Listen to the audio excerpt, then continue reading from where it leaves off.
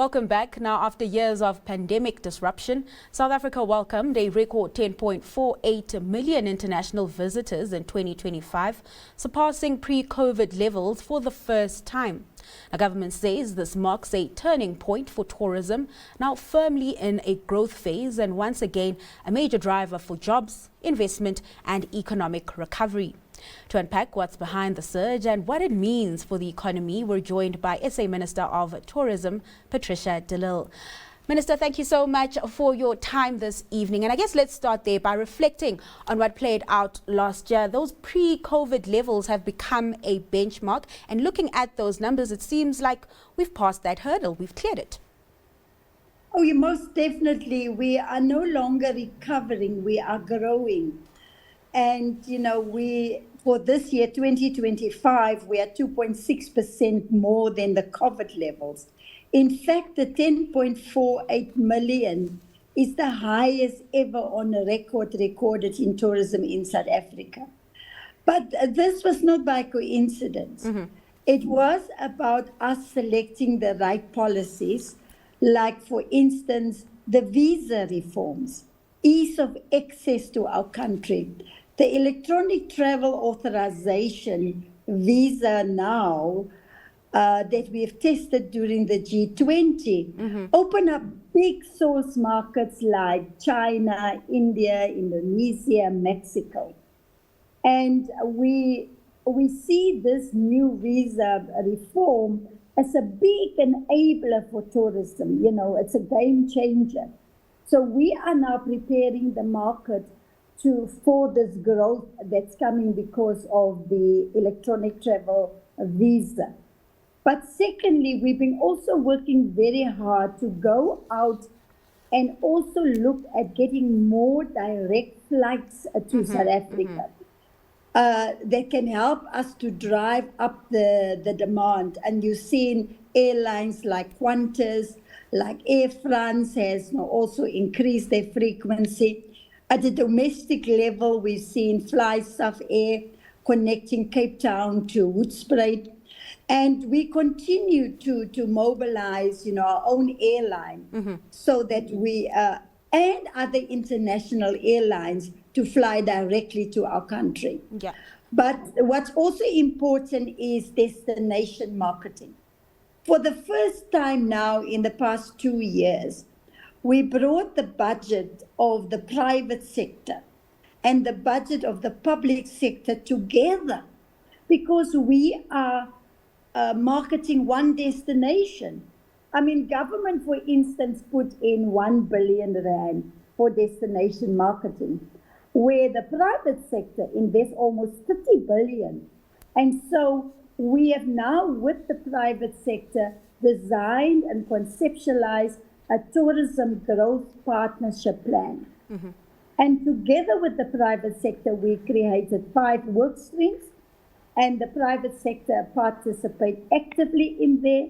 The resources that government need to spend within tourism, we consult with them for the next financial year, starting on the 1st of April. We have agreed that from government side, we will make 350 million rand available for jobs to be created in the sector, especially for young people.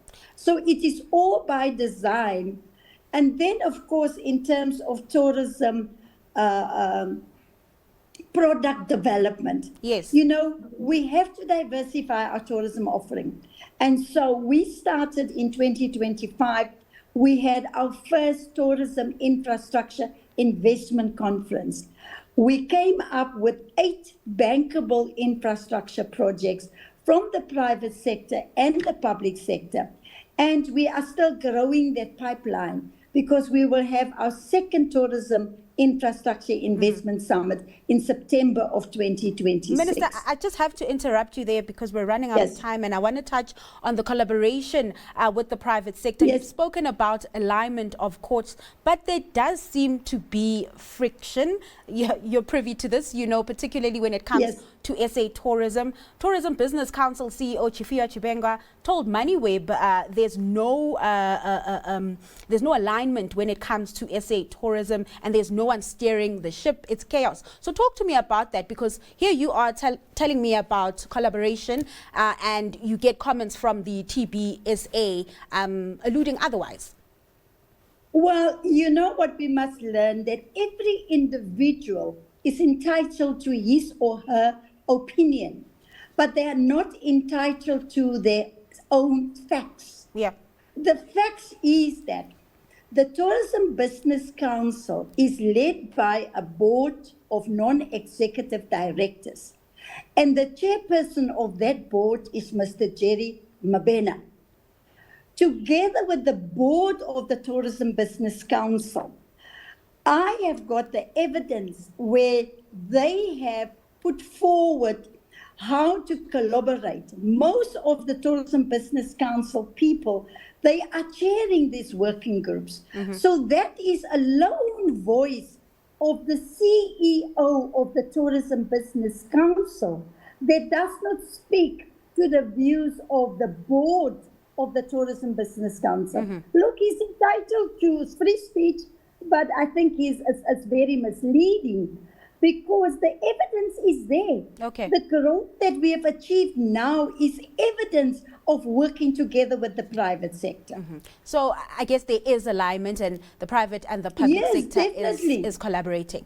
All right, quickly on reforms. I want to talk to you about climate change in particular, which is becoming impossible to ignore. We know of those floods in Limpopo, in Mpumalanga, and pressure on attractions like the Kruger National Park.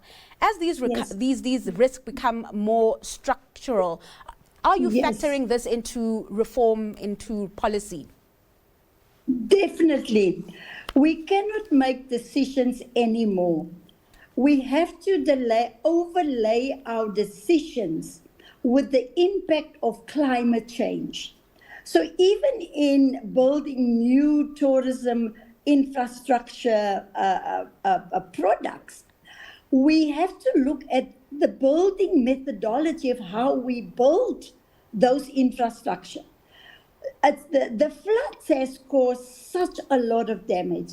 From the Department of Tourism, we have made funding available to help both public and private sector tourist establishments with the cleanup and the mop-up.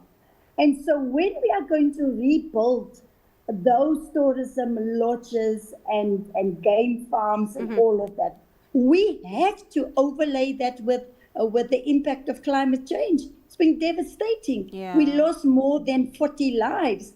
And of course, our condolences go out there. But again, in this case, the public sector and the private sector are working together. All right. The Kruger National Park has gone out and started a crowdfunding. I spoke to the minister today. He's doing so well with money coming from the private sector to rehabilitate and to fix all of the broken infrastructure within the safaris, within the lodges. So again, I can't agree more with you. We cannot ignore climate change. We know there's one man who said climate change don't exist. But we certainly believe it does exist.